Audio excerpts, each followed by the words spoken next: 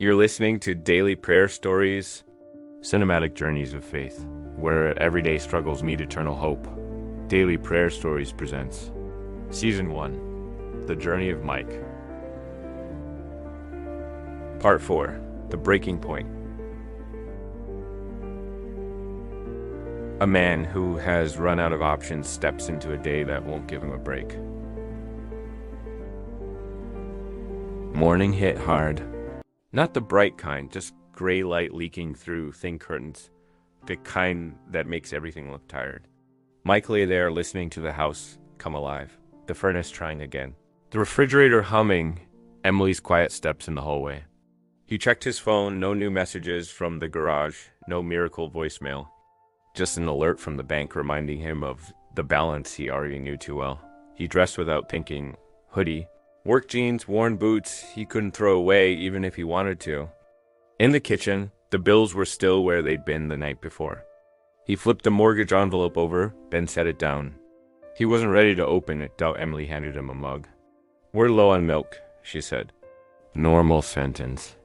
Heavy subtext. "I'll grab some," he answered, like it was nothing. But milk meant money, and money meant math that didn't work.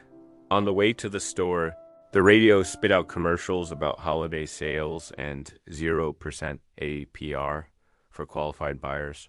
He turned it off. The truck smelled like old coffee and WD-40. Toolbox he brought home sat where the passenger's feet should go, reminding him of everything he didn't want to think about. He went to the cheaper grocery store on the edge of town, the one with concrete floors and a line of carts that squealed when you pushed them. He grabbed milk, bread, eggs, a store-brand cereal, and a bag of apples that were more bruised than not. He added a pack of generic pull-ups for Daniel nighttime. Still wasn't perfect, and stood in line rehearsing the math in his head at the register. He ran the card he and Emily used for groceries. The cashier, a high school kid with a name tag that said Aiden, look up. The screen beeped. Decline blinked twice. Too bright. Try it again. Mike said, keeping his voice level. He knew the move. Sometimes a second try went through. Not today. You, want to try a different card? Aiden asked, finally looking at him. Mike could feel the line behind him, noticing. An older man a few spots back cleared his throat. A woman whispered something to the kid with her dot. Mike reached for his wallet, pulled out the debit tied to the smaller account, just enough left for gas. He ran it anyway. Insufficient funds. The tone the terminal made was somehow worse than words. He took a breath. Can you take off the pull-ups? Aiden voided the item. And the apples? Void. Keep the milk and bread, Mike said, forcing a half smile he did not feel. The second total went through. He gathered the two small bags and walked out without looking at anyone in the parking lot. He sat in the truck longer than made sense. Hands on the wheel, forehead against the leather. It wasn't about apples. It was about what apples stood for.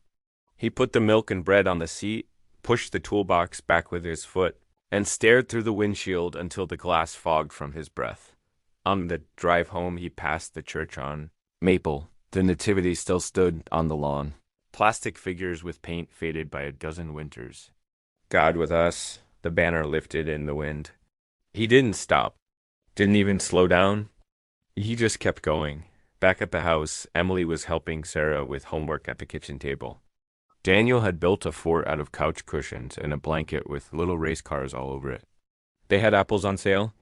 Emily asked, trying to make it light. They weren't great, Mike said, setting the milk and bread on the counter. He didn't explain. She didn't push Dot after lunch. While the kids watched a school-approved documentary on the tablet, Mike made calls. He started with the electric company. The hold music was tinny and too cheerful. When a rep finally picked up, she ran through the script he already knew payment plan options. Late fees, another due date he couldn't promise to meet. He took notes anyway. He called the gas company next. Similar conversation. He called the mortgage servicer last, stomach tight. 23 minutes on hold. He memorized the pattern of beeps. A woman named Janice came on, professional but not cold. She asked for the account number twice and verified the last four of his social security. She explained possible forbearance options, then named a condition Mike hadn't calculated for: proof of job loss documentation, a processing period, and a partial payment to start the plan. He stared at the corner of the mortgage envelope, now bent from nerves.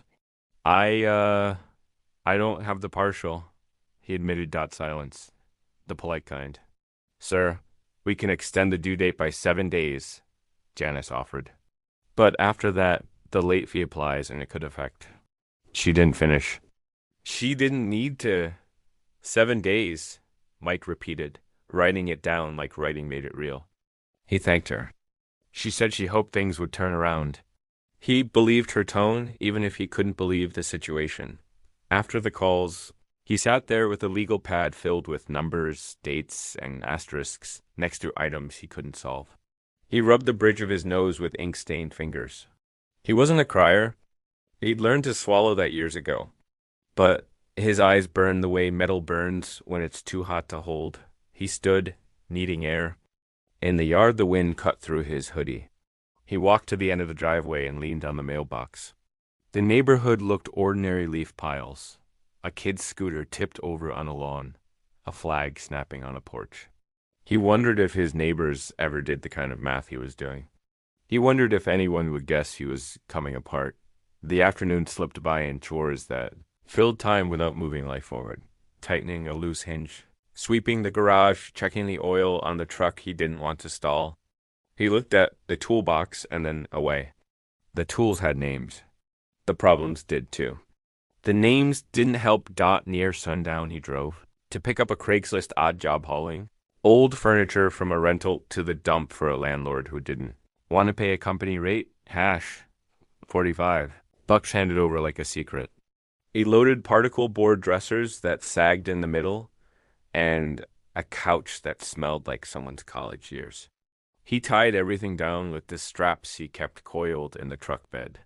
On the way to the dump, his hands remembered the rhythm of work. It felt good to be useful. It also felt like bailing water with a coffee mug. He got home after dark, shoulders aching. Emily met him at the door, took one look at his face, and didn't ask for details. She pressed a hand to his chest for a second and then went back to the stove. He heard the kids arguing about whose turn it was to pick the movie. Normal family noise. He wanted to live there and not here. Dinner was simple pasta and jar sauce. The conversation was simpler. School, a funny thing Daniel's teacher said. Sarah's choir practice. Emily didn't ask about the mortgage. Mike didn't offer. Sometimes love looks like what you don't say. After the kids brushed their teeth. Mike went to the bedroom and closed the door. He sat on the edge of the bed and stared at the carpet. I'm trying, he said out loud, to no one and to God at the same time. I'm doing the calls. I'm taking the jobs. I don't know how to fix this. The quiet pressed in. He reached for the Bible on the nightstand. He hadn't put it there intentionally. Emily had moved it earlier when she cleared laundry. He opened it because it was there, not because he felt particularly holy. The pages fell to Philippians' old notes in the margins from a season he barely remembered. His eyes landed on words he could hear his pastor reading years ago. Be careful for nothing, but in everything by prayer and supplication with thanksgiving let your requests be made known unto God. And the peace of God, which passeth all understanding, shall keep your hearts and minds through Christ Jesus. Philippians chapter 4, verses 6-7, King James Version. He read it once, and again, slower. Be careful for nothing. Don't be consumed by anxiety. In everything, even overdue notices and declined cards. With thanksgiving, that part stuck in his throat. He didn't feel thankful, but he could be honest that he closed his eyes and did the simplest version of what the verse asked. He listed the things out loud like he was writing a work order. The mortgage, the electric, the gas, the groceries, Emily's piece, the kids' hearts. My chest when it gets tight like it did at the store. He didn't dress it up. He didn't add theology. He just said the requests. Nothing around him changed. But inside, something loosened like a bolt that had been seized finally gave a quarter turn. He could breathe deeper than he had at noon. Not relief. Not yet. But A measurable change, like turning the key and hearing an engine catch on the second try. Emily knocked softly and came in.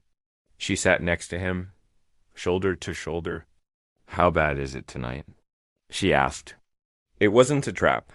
It was partnership. Bad, he said, because lying was a waste of energy. "But I'm praying again." She nodded. "Me too." They sat there a while, not fixing anything, just not being alone with it.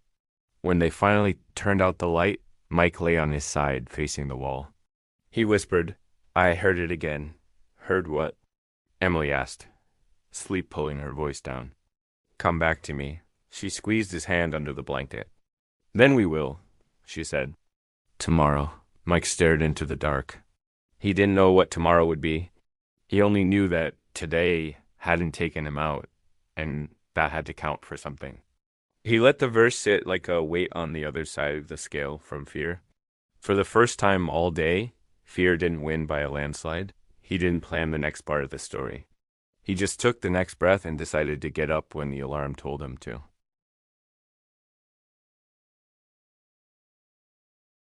Part 5. The Whisper in the Dark. When the silence grows unbearable, even the smallest word from God can sound like thunder. The house had gone quiet.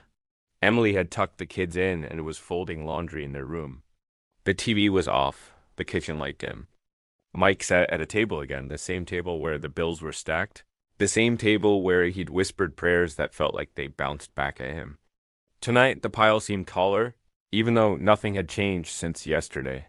He rubbed his temples with ink-stained fingers. The legal pad still sat nearby, numbers scribbled and crossed out, new totals circled. It looked less like a budget and more like a battlefield. He pushed it away, his chest tightened again, the way it had at the store when the card declined. A slow panic crept in, uninvited but relentless. He tried to breathe steady. In, out, in, out. Still, it felt like something heavy was pressing down on him, invisible but suffocating. He got up, walked to the sink, and filled a glass with water. The sound of the faucet filled the room. He sipped, then set the glass down, palms flat against the counter. "Lord," he whispered, "are you there at all? I keep talking, but I don't know if you're listening." The silence answered again. He leaned forward, resting his forehead on his arm. For a long minute, nothing.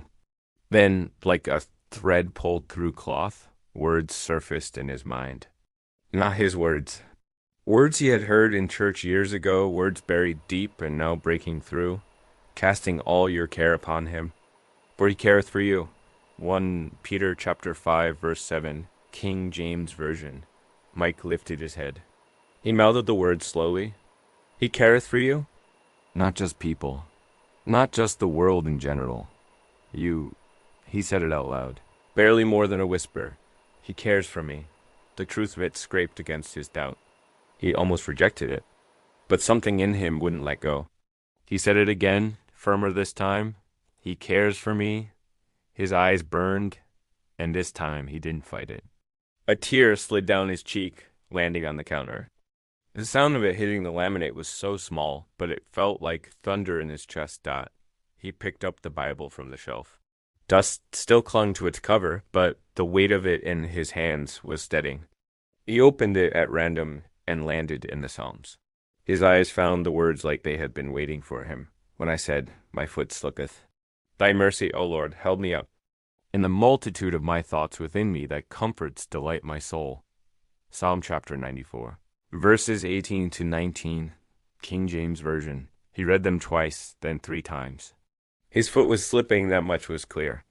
But mercy had a grip on him stronger than the panic. "Your mercy's holding me up," he whispered, testing the words. "Even if I don't feel it." He closed the Bible carefully, as if the pages themselves might shatter if he wasn't gentle. He left it on the table this time, not the shelf. Somewhere he could see it in the morning. Emily came into the kitchen with a basket of folded clothes.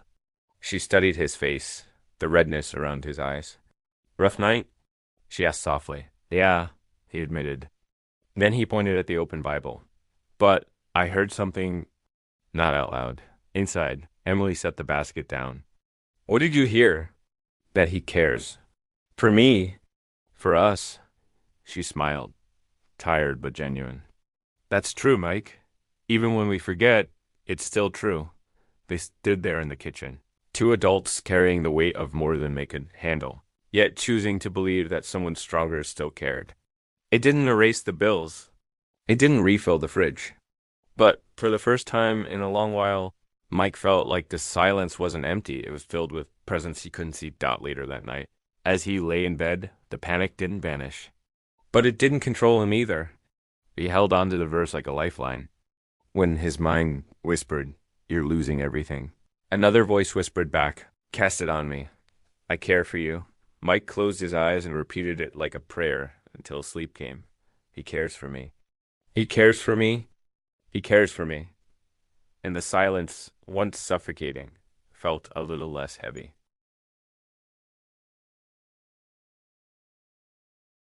Part 6. Holding on by a thread.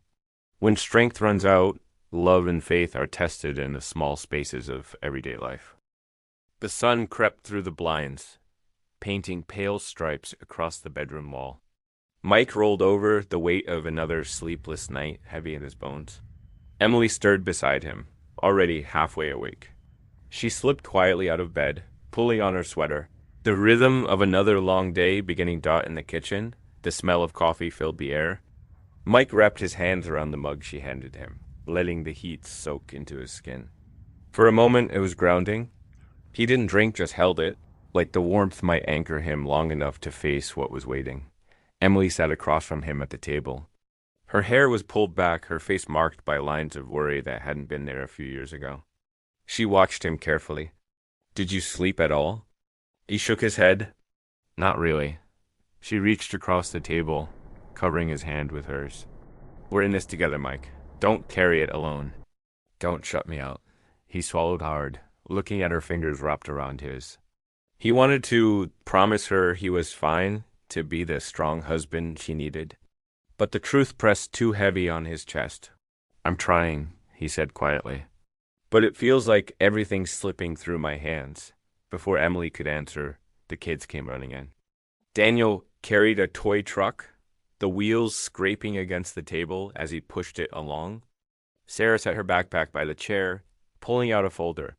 "Dad," she said, "we're having a play at school next week. You'll be there, right?" Mike's throat tightened. He forced a smile. "Wouldn't miss it for the world." Sarah smiled back, satisfied. But the weight of the promise pressed down on him. What if he couldn't?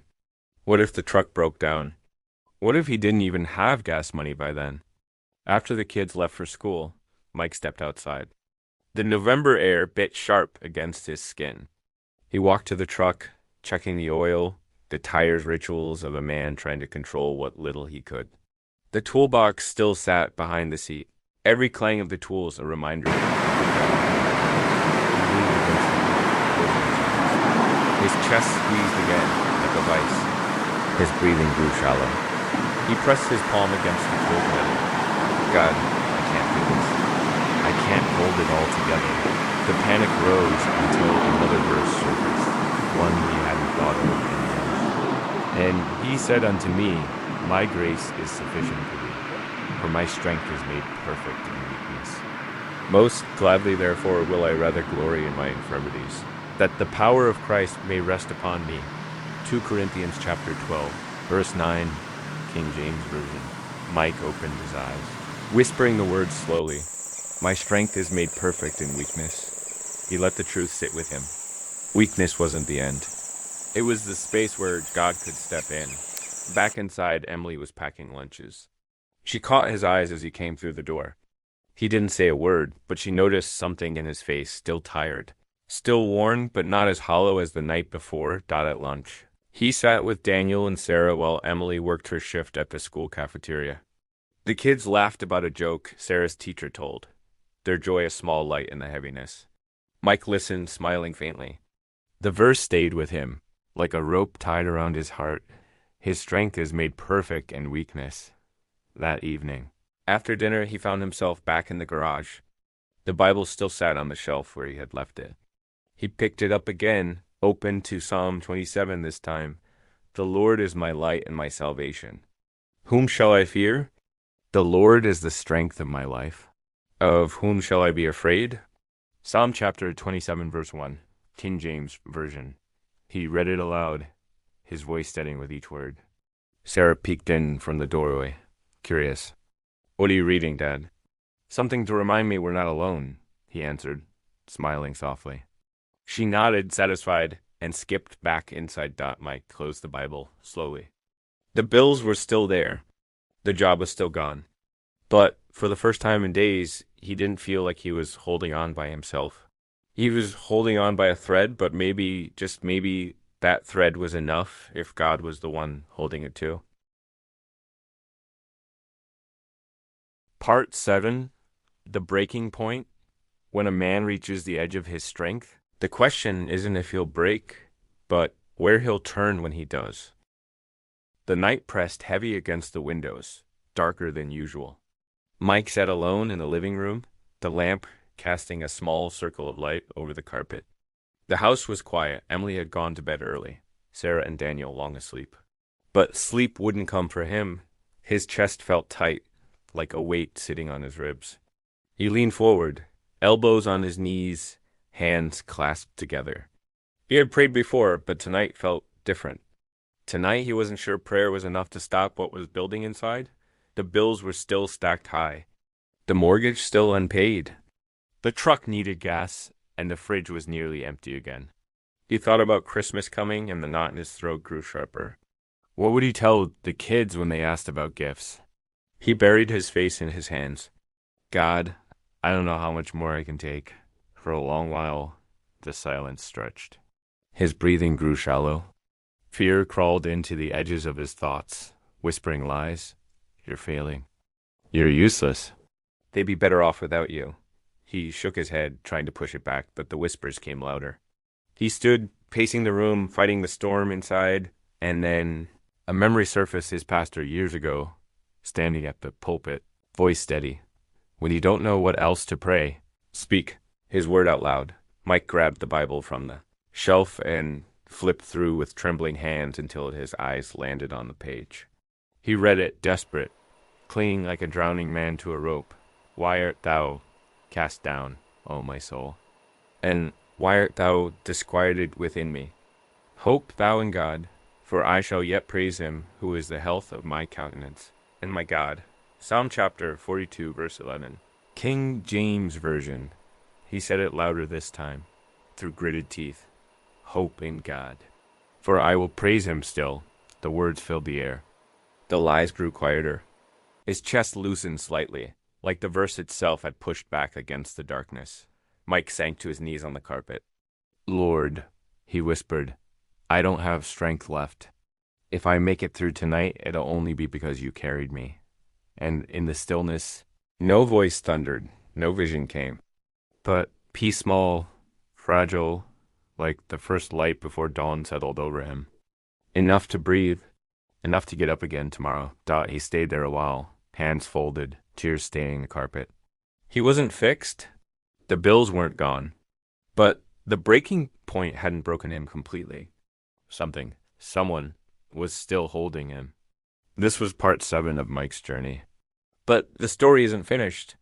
On Friday, join us for parts 8, 9, and 10, the season finale. When hope feels out of reach and the silence grows darker, Mike will discover that God's light shines brightest in the deepest night. And at the very end, a new journey begins. The story of Sarah,